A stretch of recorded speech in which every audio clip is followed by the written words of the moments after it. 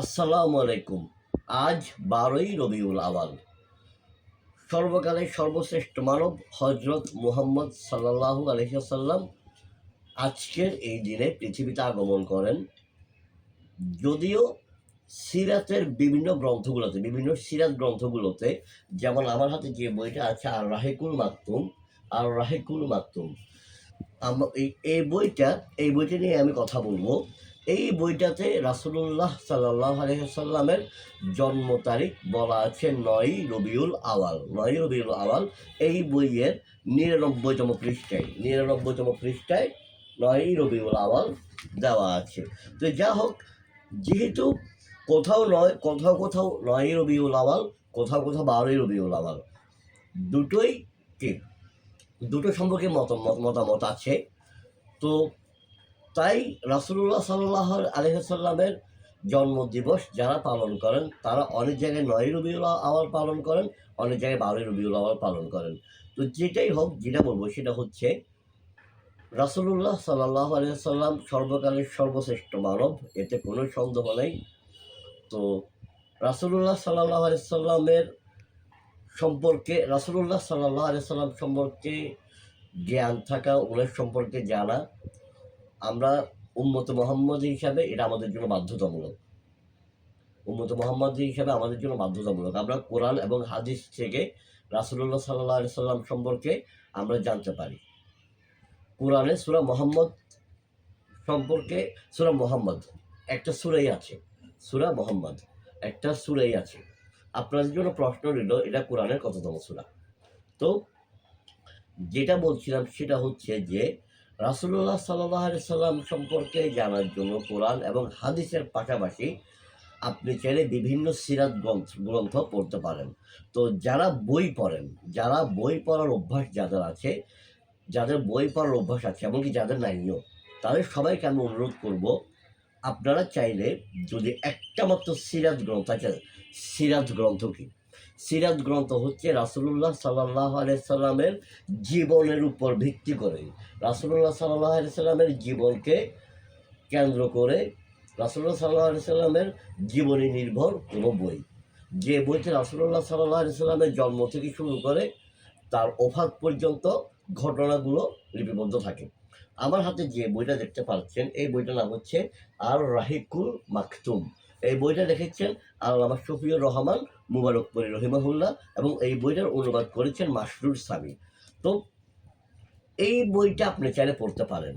এই বইটা ১৯৭৯ সালে রিয়াদে রাবেতায়ে আলমে ইসলামীর আয়োজিত আন্তর্জাতিক সিরাত প্রতিযোগিতায়, এই যে আন্তর্জাতিক সিরাত প্রতিযোগিতায় এখানে রাখা আছে, আন্তর্জাতিক সিরাত প্রতিযোগিতায় ১,১৮২টি পাণ্ডুলিপির মধ্যে প্রথম পুরস্কারপ্রাপ্ত এখানে করে লেখাই আছে, সালটা লেখা নেই, সালটা হচ্ছে ১৯৭৯।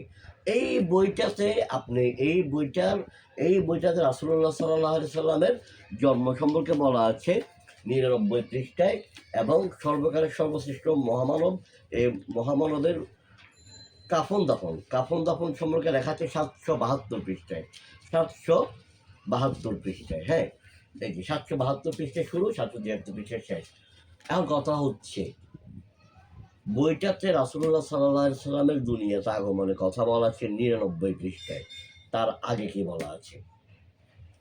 এই বইটাতে রাসূলুল্লাহ সাল্লাল্লাহু আলাইহি সাল্লামের, শুধু রাসূলুল্লাহ সাল্লাল্লাহু আলাইহি সাল্লামের জন্ম থেকে না, ৯৯ পৃষ্ঠাতে রাসূলুল্লাহ সাল্লাল্লাহু আলাইহি সাল্লামের দুনিয়াতে আগমনের কথা বলা আছে। এর আগের ৯৮ পৃষ্ঠায় রাসূলুল্লাহ সাল্লাল্লাহু আলাইহি সাল্লামের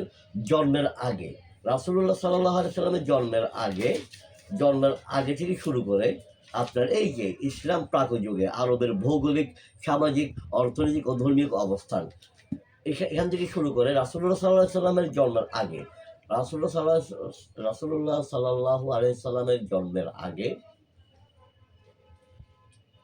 আরবের রাষ্ট্রীয়, সামাজিক এবং রাজনৈতিক অবস্থা কেমন ছিল, মানুষের নীতিনৈতিকতা কেমন ছিল, তারপরে ধর্মীয় অনুভূতি কেমন ছিল, ধর্মীয় রীতিনীতিগুলো কেমন ছিল, এই সবগুলো সম্পর্কে বিস্তারিত আলোচনা আছে।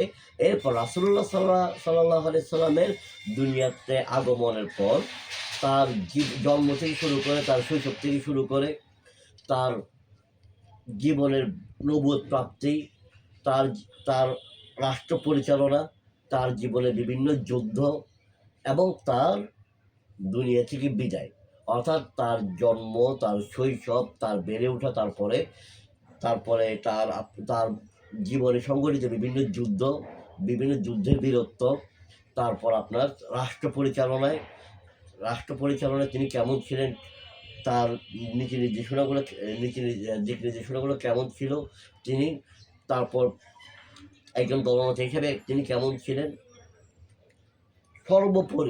সর্বোপরি ইসলামের জন্য রাসূল সাল্লাল্লাহু আলাইহি ওয়াসাল্লামের জন্ম থেকে শুরু করে ওফাত পর্যন্ত যে পথটা আছে, বলতে পারেন তার জন্ম থেকে শুরু করে তার রওজা মোবারকে তাকে সমাহিত করা পর্যন্ত যে মাঝখানে যে সময়টা, এই সময়টা সম্পর্কে বিস্তারিত আলোচনা আছে। ভাই আমি এই বইটা নিয়ে কোনো এক সময় চেষ্টা করব বিস্তারিত রিভিউ দেওয়ার জন্য। তবে সত্যি কথা বলতে এই বইটা নিয়ে বিস্তারিত রিভিউ দিতে গেলে আমাকে আরও বেশ কয়েকবার এই বইটা পড়তে হবে। কী জন্য? আমি জাস্ট এই বইটার সম্পর্কে কয়েক মিনিট কথা বলতেছি। এই কয়েক মিনিট কথার কারণ এই বইটাতে এত ডিটেলস আলোচনা আছে, আপনি এত ডিটেলস আলোচনা আমি আর কোনো বইতে পাই নাই। তো এই আর রাহিকুল মাকতুম এই বইটা আপনি চাইলে পড়তে পারেন। এই বইটা আমি সংগ্রহ করেছি বছরখানেক আগে, তখন পড়া শুরু করি। হ্যাঁ, সত্যি কথা বলতে একদম শুরু থেকে শেষ পর্যন্ত প্রত্যেকটা পৃষ্ঠা পড়া হয়নি। পড়া হয় নাই। কিছু পেজ আমার বাদ গেছে, কিছু টপিক আমার বাদ গেছে, বলতে পারেন যে বেশ কিছু টপিক বাদ গেছে। কারণ আমি তো বললাম এই বইটা কত পৃষ্ঠা ভাই, বইটা হচ্ছে আপনার 797, 799, 800 পৃষ্ঠার একটা বই, 800 পৃষ্ঠার একটা বই। হ্যাঁ, 800 পৃষ্ঠার একটা বইতে অনেক টপিক আছে। এই বইটা থেকে আমি অনেক কিছুই পড়ছি, বেশ কিছু টপিক বাদ দেওয়ার পরেও অনেক টপিক পড়ছি। তো যে টপিকগুলো আমি বাদ দিয়েছি, আমার বাদ দেওয়া উচিত হয় নাই, সেই টপিকগুলো আমি পড়বো।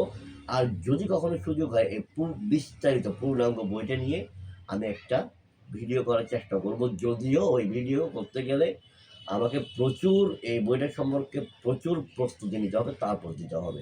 তবে আমি আপনাদেরকে অনুরোধ করব এই বইটা পড়ার জন্য। সামনে থেকে এনে দেখাও। এই বইটা যেন আপনারা সবাই পড়েন, এই বইটা আপনারা পড়তে পারেন। হ্যাঁ, এই বইটা আসলেই সেরা একটা বই। ঠিক আছে? তো আল্লাহুম্মা সাল্লি ওয়া সাল্লিম আলা নবিয়িনা মুহাম্মদ সাল্লাল্লাহু আলাইহি ওয়াসাল্লাম। রাসূল সাল্লাল্লাহু আলাইহি ওয়াসাল্লাম সর্বকালের সর্বশ্রেষ্ঠ মানব, তার উপর শান্তি বর্ষিত হোক।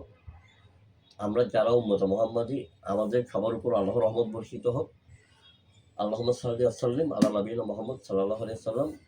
সবাইকে ভিডিওটা দেখার জন্য ধন্যবাদ। আসসালামু আলাইকুম।